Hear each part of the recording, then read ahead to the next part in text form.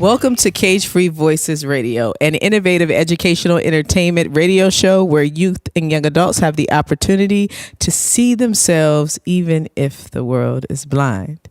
I am your host, Bathsheba Smithen. Today we're going to be talking about getting into character, acting and delivering in life. I'm really excited to have with us Marcus Murphy. He is an actor and model who resides in Washington, D.C., and he is actually in my play that's going to debut July 14th, so I'm really excited about that. He is 24 years old, and he has been doing entertainment, performing for the past 5 years. His introduction to the entertainment industry was a print ad. And it was known as K2 Zombie. What's K2 Zombie? What's that about? So K2 is normally like synthetic marijuana to replace actual marijuana. But the thing about synthetic marijuana is, though, it has like a lot of chemicals like potpourri. So it really can transition your skin from looking normal like you and me to looking like you're dead, like the Walking Dead. Oh, wow. Yeah. Okay, I'm going to stop you because we get into the interview right now. But so that print ad opened doors for him. For acting, and he started out by doing background work to get a feel of being on set, and after a while, his coach Kelsey Collie, and Kelsey Collie trained him extensively, and he was able to book his first job for DCTV for a film called Through the Eyes of the Children, where he portrayed the lead actor. In addition, he's been in supporting roles in the award-winning series The Beat and Path, Walk of Shame, Black Eyed Children, where he was a fan favorite, Gehenna. Mm-hmm. Lake House, Welcome to America, Slumber Party, Slaughter Party, Writer's Block, and Black Dad. And he's currently working on a feature film called The PKs, A Bum Rap, and Path of the Beast. Marcus, say something to the people. Oh, man. Well, thank you for that amazing introduction. Because I couldn't have done no better than you. Oh. So I appreciate it. But, I am an actor.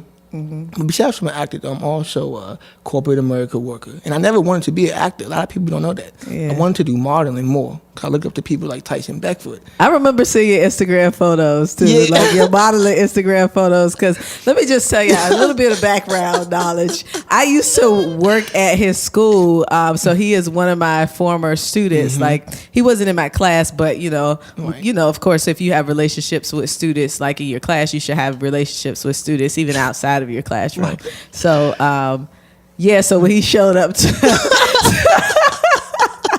Funny story, guys.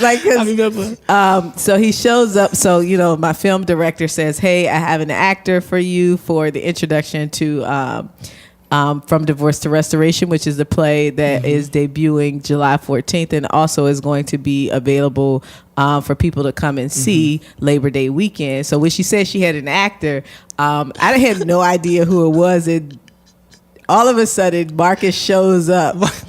To the location, and I'm like, oh my gosh, that's my student. So it's interesting how we come to work in this vein now, and to see you grow and to progress is just amazing to me. Thank you. See you pursuing your dreams, because we talk about that kind of stuff as teachers with our students. So you were talking about just like your acting career, how you wanted to be a model. How did that shift happen? So the crazy thing is, this is what happened. So I was 19 years old, my freshman year of college, and I saw this audition. And initially it was about HIV awareness. I'm an advocate for HIV because I lost someone in my life to it. So when I saw the print, and I said, oh, this would be a good opportunity. So when I went to the audition, I left school that weekend in Ohio. I took the bus down, and I told my family, I'm on vacation. It's called a fall break. So I'm on a little fall break, but I was really here for the audition. And so I went to my audition, and I was kind of nervous too because I had fever blisters on my mouth. I used to suffer with that a lot. So I was like, I'm still going to go. I want the job. And I went to the job, and the woman said, it's for 17-year-olds. I said, well, I'm 19, so I still meet that 19 mark. Yeah. So she auditioned me. I had the perfect look. I got the job in 2 weeks. And then it was amazing because I was like, look, I need this job. I want them, even though before I knew it was paid. And then I came to set. You know, I really do pride myself on being on time and being positive and really just doing my job, because if you're taking a liking to me and you want me to be in your production, it's my job to be on time. Yeah. And I came on time, and the guy who initially was the lead model didn't, so they gave it to me. And that ad was in New York, in Times Square. Wow, really? Mm-hmm. It was in Times Square. It was on the buses, and everything. So shut your mouth! Are you serious, yeah. Marcus? I did not know that. Yeah, and actually, one of my followers on Snapchat just was in the hospital with her baby and children, and was like, "I saw your print ad," and screenshot it to me. So even though that was like 4 years ago, it's still making an impact on people today. Yeah. So that gets into our topic of getting into character, right? Acting and delivering in life. Right. So how did that play out? Like because it sounds like you had to be in the right role, right? Yeah. Even to get the role. Right. What did you do to make sure that you set up the necessary steps to get that position? I know you talked about like how you jumped on a train, but I want you even to go back further than that as being like a student. Right. Because we have students listening. Well, basically, the first thing I did was pray. You know, even I prayed because sometimes we want things in our lives, whether it's academics, to be academically successful. Yeah. But sometimes we may not be academically successful where we want to. So I always pray. And I said, okay, if it's meant for me to have, show me a sign. Yeah. And it just came to me in my spirit, like, look, go for it. And if you don't get the job or not, you had the courage to say, okay, you know what? I went for something I want to fight for. And again, when I went to the audition, I didn't know it was for K2 Zombie because my mindset was on HIV. And then as a student, you know, and as an up-and-coming actor, I felt like, if I got these things in my mouth, they might not want to audition me. But that really helped me, though. So sometimes the things that we may not think helps us propels us to say, you have to look. And even, you know, whatever you're doing in life as like a student or a teacher, don't have that negative thoughts. Just go for it.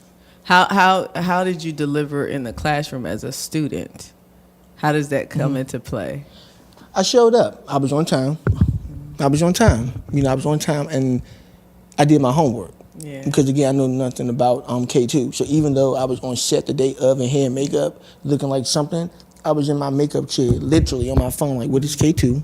Yeah. And how can I do my job? Because, but even before that, like just as a student, before you get into acting, before you're looking at, like as a K through 12 student, how did you show up, like just in the classroom? Were you always persistent and get your work done in class? Like, did you get your homework done as you should have all the time? What were your grades like? So actually, I was a good student, I would say, for the most part. But I did struggle, though. Like, I'm not always perfect at everything. Like, math was something I really, really did struggle in. And at one point, you know, because school was, I'm not going to say it was hard for me, but I wasn't accelerating the way I knew how to. Because, you know, personal things got in my life too. Like, you know, when I was like 17, I was living in the Bahamas. A lot of people don't know that. I did not know that. Studying abroad for a whole semester. And you would think at 17, that's an amazing experience. Did the school send you there? They did. C sent me there. All I paid for was a passport. So again, I'm 17, and I'm thinking like, this is an amazing opportunity, especially growing up in Southeast DC, in poverty and everything. And I always tell people I have like the best of both worlds. Like, I come from like a middle class, upper class family, but I grew up in poverty, on welfare, those type of things. But I knew my environment wasn't something that I wanted to be a part of. So going to sea afforded me opportunities. And while I was in the Bahamas, you know, my mom's like, you know, we lost our home, and I was very, you know, taken back. I can't leave, you know, the island school. I'm across the world, and I don't want to do it. But as a parent, I was really mad at her for a long time, you know, for not telling me the struggle she was going through as a parent, being a single parent. But when I came back, hold on. So when you came back, you didn't have a home? I didn't have a home. No, I was living with like my family. One of my aunts, you know, had me like on the floor living, and then wanted me to like pay rent. It was just a lot going on. And at 17, you know, I was masking all of those things, and I remember being vulnerable. And I remember telling my teachers, like, look, this isn't who I am as a student. I have a lot going on, and I really don't know how to transition from being who I was from a 12-year-old to a up-and-coming 18-year-old. So that was a very transition for me. But thanks to like my teachers, like, you know, Mr. Council, Miss Williams, Miss Simmons, and the list goes on, for really just nurturing me, because I really was done. And then once I got the opportunity to go to college and really get start fresh and, you know, be introduced to entertainment, it started opening up the doors for me to, you have our seasons, but it's for a reason, to prepare us for something bigger and better. It sounds like your teachers and you showed up in those moments. Like your teachers showed up in the sense of providing the resources and so the social and emotional support for you, as well as you showing up and asking for help and being vulnerable. Right. Asking for help. Has that always been easy for you? No, it really can be scary sometimes because you don't know how it's going to be received. You don't know if the person you're going to sometimes ask for help will be genuine with the help, in the sense where if you help me, I don't want you to talk about me, or I don't want you to make me feel like I need you, or if you do help me, I owe you something. I want you to be as genuine to me. So for a while, Say that again. Oh, like if you help me, I want you to be genuine. I don't want to ever feel like I owe you something, because in the day, as human beings, we're always here to encourage and motivate and help each other along the way. Like, I won't be who I am if I don't have the support that I need.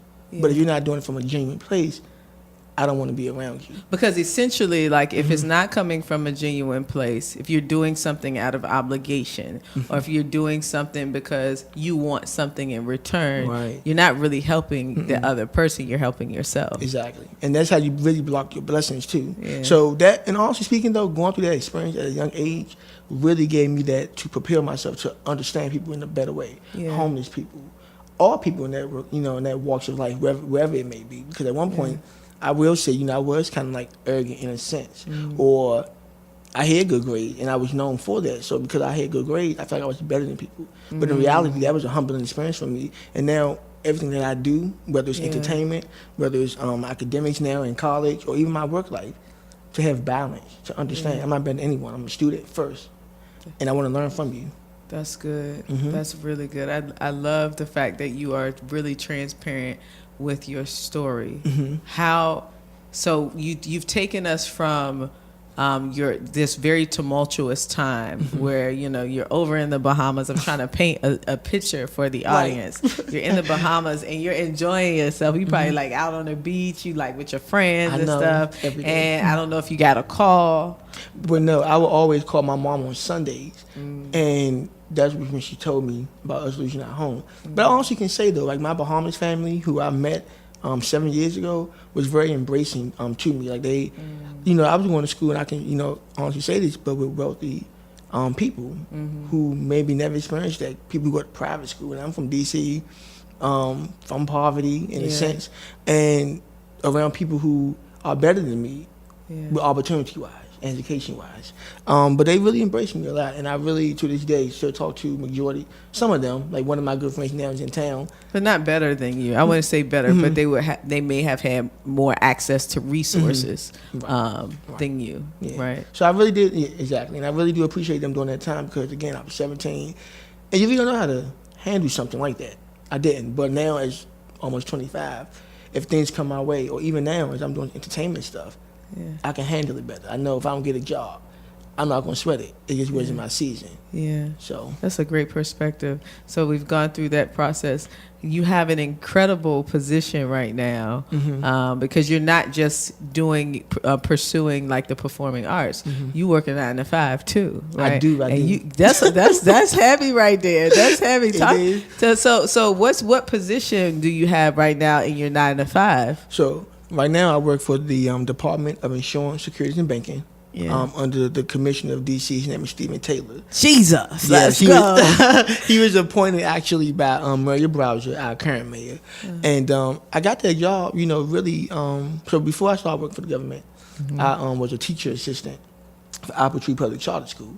And over the summers, as teachers, you get off. So I'm like, well, I want to continue making money, even though I'm getting a check every 2 weeks from my regular job. And I was an intern for the government. And I walked in on day one saying, hey, if anything opens up, I want the job. Straightforward. I'm going to work hard.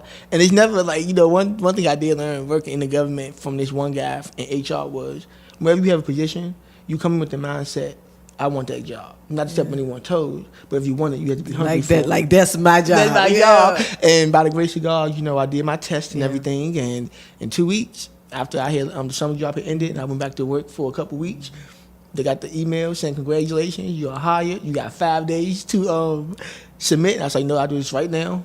Actually, I was in orientation at Abu Tree at Gallaudet, and I got the email that I got hired for the government, and there was no brainer for me to take that job. So you delivered.